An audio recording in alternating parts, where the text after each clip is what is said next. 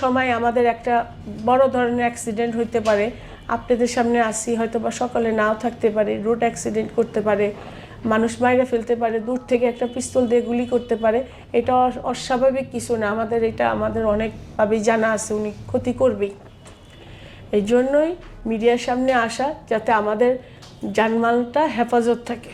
5,000 কোটি টাকার প্রপার্টি, ওইখান থেকে আমার 3 ভাই 3,000 কোটি পাবে, 4 বোন আমরা 500 কোটি টাকা করে পাবো। এটা একদম নর্মাল একটা হিসাব।